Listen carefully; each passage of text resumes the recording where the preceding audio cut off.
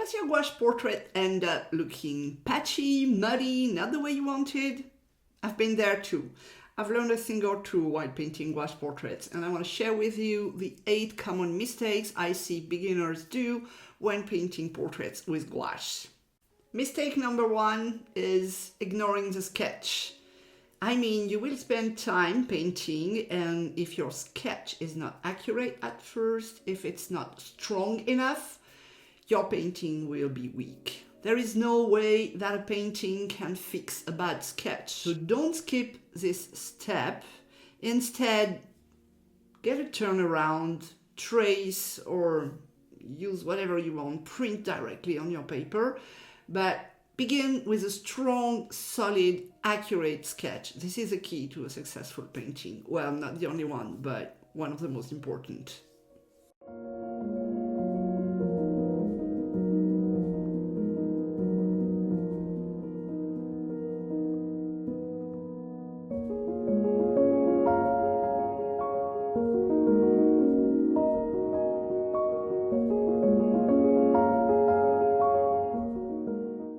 Mistake number 2 is not using the correct amount of water at the correct moment.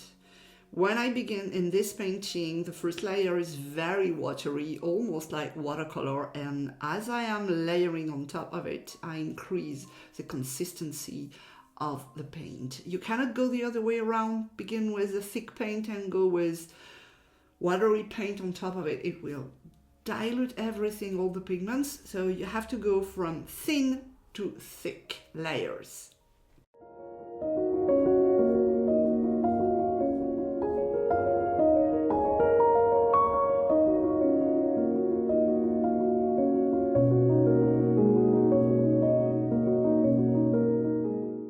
Mistake number 3, overworking the paint. And this is where you get muddy colors.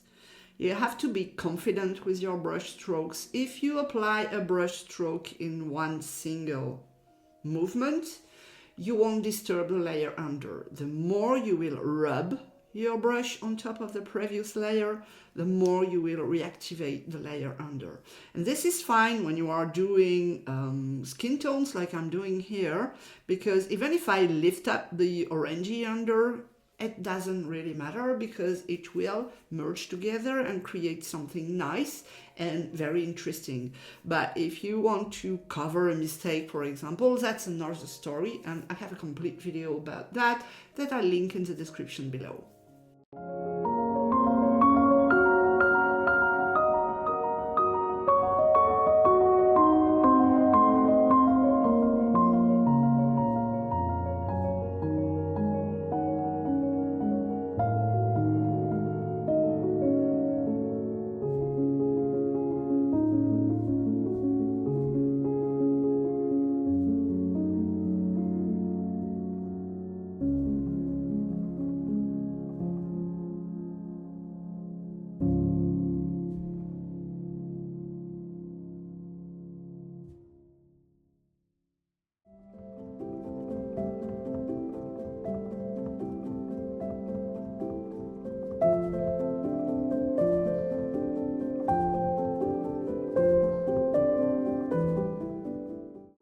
Mistake number 4 is avoiding contrast. And I mean it. Look at this purple. This purple is really strong. And it may look too strong, but believe me, in the end, it will be nice. And this is really the most common mistake I can see is value contrast. These things are eluding beginners. I don't know. This is the most important thing you have to practice. Believe me, color is just on top of that. And I know I keep talking about value. I'm sorry. This is my most important thing that you have to learn.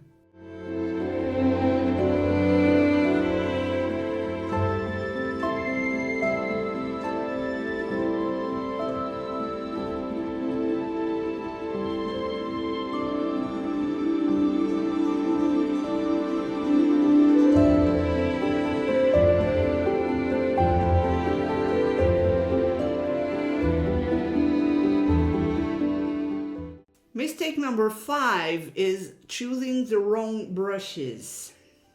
My technique, and I'm not saying this is the only way to do it, this is the way I do it, is I always begin with a flat brush, pretty large to me, about an inch wide, half an inch wide, sorry, and I try to keep it as long as possible, because this way you don't get caught in details and you are not skipping to details at first. First, you need to place your colors, your values, your shapes. You have to think big shapes before going to details. So now I'm placing the eyebrows and the eyes, and for this I have switched to a round brush, but so far I've been only using a flat brush. And when I'm going to the details, I am switching to a smaller brush.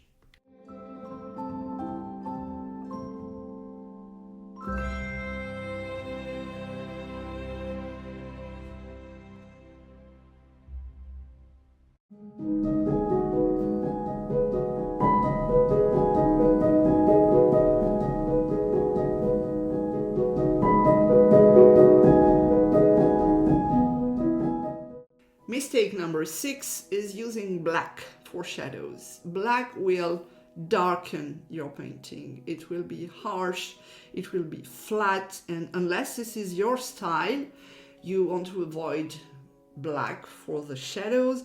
In this painting, I used purple for the shadows and black for the hair because she has black hair, but otherwise I tried to stay away from black, and if I need to use black, I will mix it and not use it straight from the tube.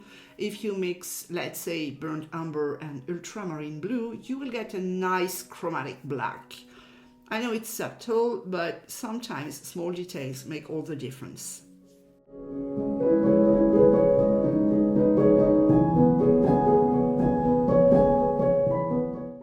Mistake number 7 is neglecting the background. I have a tendency to paint portraits on white paper because maybe I'm lazy or because maybe sometimes I prefer it this way. But when I choose a color for the background, like here I had chosen a green, but then I thought the color wouldn't fit with my purple shadow, and my purple shadow comes from the skin tone of the girl. So once it's purple, I thought a blue background would make all the difference, and really it makes all the difference. So my advice would be to begin with the background, because this is giving you a vibe and this is giving you a value to the overall painting, and this way you are able to adjust to the background and not the other way around like I did here. Well, mistakes happen.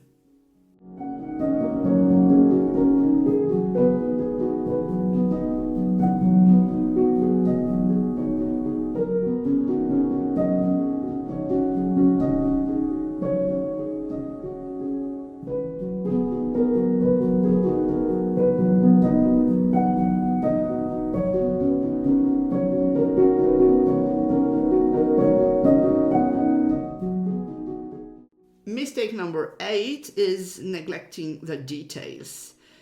These are the final touches that will really finish your portrait, and I mean by that the highlights, especially in the eyes, also on the hair, and she has nice jewels, so it's interesting also to add the highlights on the jewels, and this is what will really finish the portrait.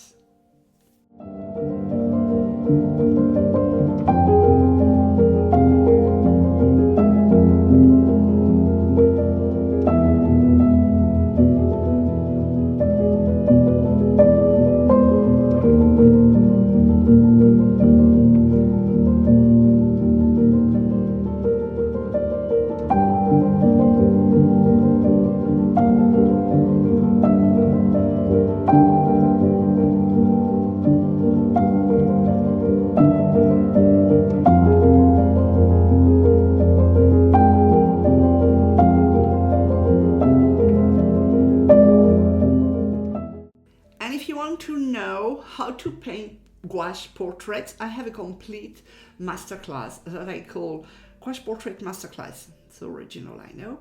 And this is a complete full course over 6 or 7 weeks.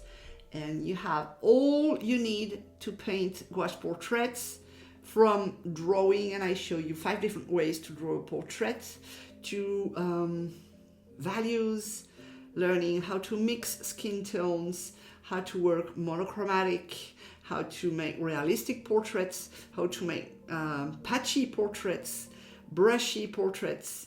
So you have really a complete course, and I link that in the description below, and you should have a look, because this is my most comprehensive course about portrait. I use gouache in the course. You could use acrylic as well to do the same thing, even if acrylic is less better than gouache, but don't tell. Thanks for watching, and now YouTube thinks this video is for you. See you soon.